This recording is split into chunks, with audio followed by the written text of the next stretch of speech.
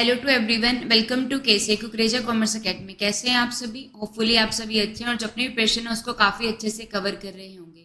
So guys, यहाँ पे मैं आपके साथ में बिजनेस फाइनेंस के पीवाईक्यूज को कवर कर रही हूँ, जिसके अंदर हम लोग अपने दिसंबर 2012 के पीवाईक्यूज को कवर कर रहे हैं। सो स्टार्ट करते हैं। Start with the first question, which method does not consider the time value of money. तो टाइम वैल्यू ऑफ मनी को कौन कंसीडर नहीं करता है?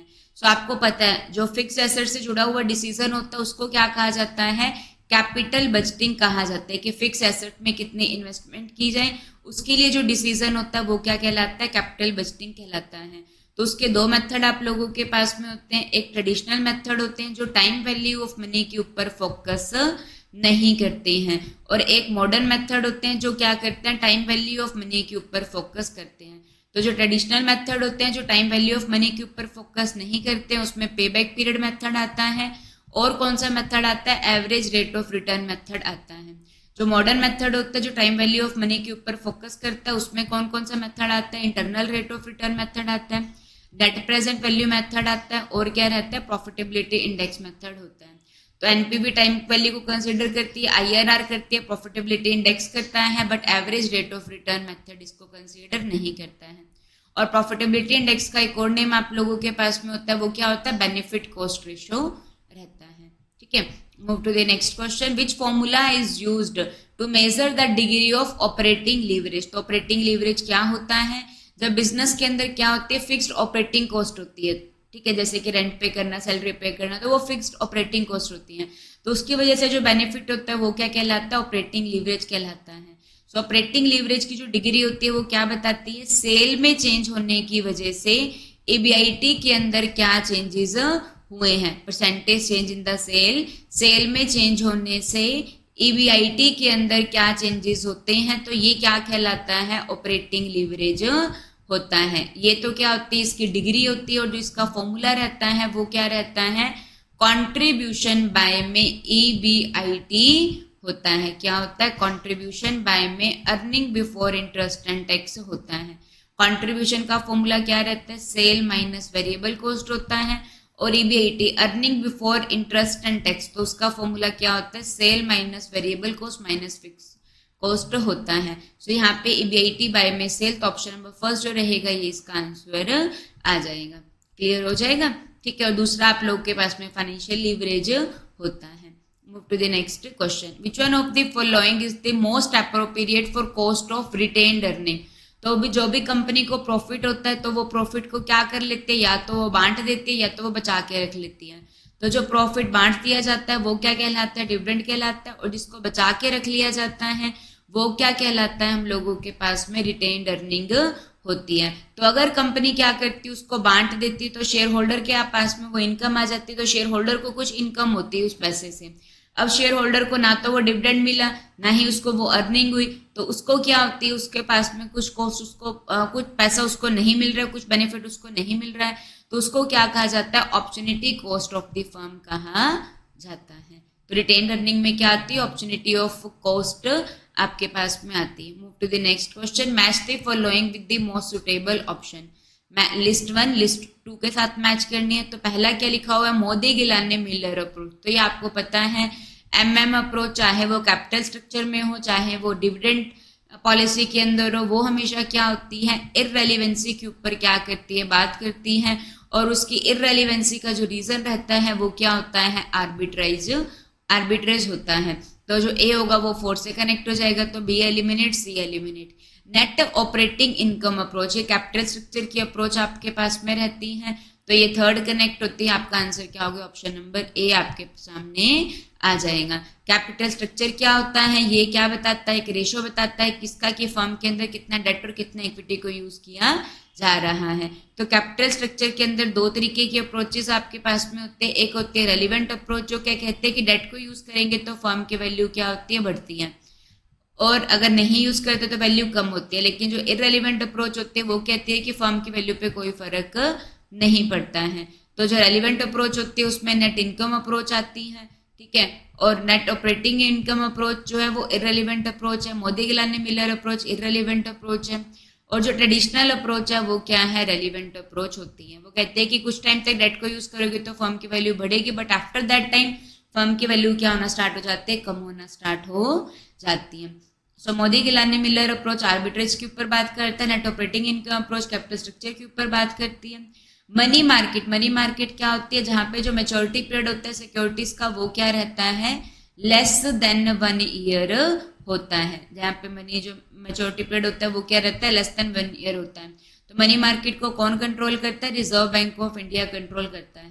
तो short term money market instrument में क्या आता है, कमर्शियल पेपर आते हैं। कमर्शियल पेपर अनसिक्योर्ड प्रोमाइजरी नोट होते हैं जो कंपनीज के द्वारा इशू किए जाते हैं। फैक्टोरिंग एक सर्विस होती है वर्किंग कैपिटल को ऑब्टेन करने की।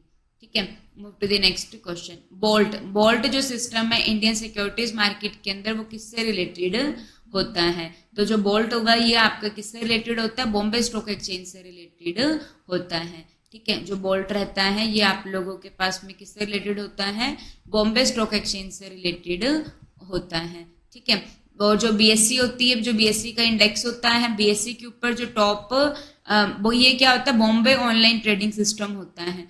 जो बीएससी होती है उसके ऊपर टॉप 30 कंपनी का जो इंडेक्स होता है वो क्या कहलाता है, सेंसेक्स। नेशनल स्टॉक एक्सचेंज के ऊपर टॉप 30 कंपनीज का जो इंडेक्स, सॉरी एनएससी के ऊपर क्या होता है, top 50 company, Nifty 50, top 50 company का जो इंडेक्स होता है वो क्या बनाता है, निफ्टी। और बॉम्बे स्टॉक एक्सचेंज के ऊपर टॉप 30 कंपनीज का जो इंडेक्स बनता है वो क्या होता है, सेंसेक्स होता है। ठीक है, move to the next question. Which one of the following is not a money market instrument, तो मनी मार्केट जहां पे मेच्योरिटी पीरियड क्या होता है, लेस देन 1 ईयर होता है, वो क्या कहलाता है, मनी मार्केट होती है। ठीक है, मनी मार्केट को कौन कंट्रोल करता है, reserve bank of India control करता है। तो इसमें कौन सी वाली मनी मार्केट नहीं है, तो जो वारंट होते हैं ये मनी मार्केट में नहीं आते हैं। कमर्शियल पेपर अनसिक्योर्ड प्रोमाइजरी नोट होते हैं। ठीक है, पार्टिसिपेटरी सर्टिफिकेट ट्रेजरी बिल किसके द्वारा इशू किए जाते हैं, आरबीआई के द्वारा इशू किए जाते हैं, सेंट्रल गवर्नमेंट या फिर स्टेट गवर्नमेंट के बिहाफ पे। ठीक है, और इसमें मनी मार्केट इंस्ट्रूमेंट में और सर्टिफिकेट ऑफ डिपॉजिट आते हैं, कमर्शियल बिल आते हैं। ठीक है, वारंट जो रहेगा ये मनी मार्केट में नहीं आता है। Move to the next question. Which one is related with the micro financing, तो माइक्रो फाइनेंसिंग से जुड़ा हुआ क्या होता है, तो SHG सेल्फ हेल्प ग्रुप होते हैं, ये माइक्रो फाइनेंसिंग से जुड़े हुए रहते हैं। Move to the next question. The presence of fixed cost in the total cost structure of a firm, तो फिक्स्ड कॉस्ट का दो तरीके की फिक्स्ड कॉस्ट होती हैं, एक रेंट पे करना, सैलरी पे करना, तो वो ऑपरेटिंग कॉस्ट होती है। एक इंटरेस्ट पे करना तो वो फाइनेंशियल कॉस्ट होती है। तो फिक्स्ड ऑपरेटिंग कॉस्ट की वजह से जो बेनिफिट होता है वो क्या कहलाता है आप लोगों के पास में, ऑपरेटिंग लीवरेज होता है, जो क्या बताता है, सेल में चेंज होने की वजह से ईबीआईटी के अंदर क्या चेंज होता है। ठीक है, और अगर फिक्स्ड फाइनेंशियल कॉस्ट होती है जिसको हम लोग क्या बोलते हैं, इंटरेस्ट की पेमेंट वगैरह, तो उसकी वजह से जो बेनिफिट होता है वो क्या होता है, फाइनेंशियल लीवरेज होता है। फाइनेंशियल लीवरेज क्या बताता है, ईबीआईटी में चेंज होने से अर्निंग पर शेयर के अंदर क्या चेंजेस आते हैं, तो वो फाइनेंशियल लीवरेज होता है। दोनों को मल्टीप्लाई कर दिया जाता है तो सुपर लीवरेज आ जाता है। Move to the next question. The cost of capital decline, cost of capital होती है minimum required rate of return जो फर्म को अर्न करनी होती है वो क्या कहलाती है, कॉस्ट ऑफ कैपिटल कहलाती है।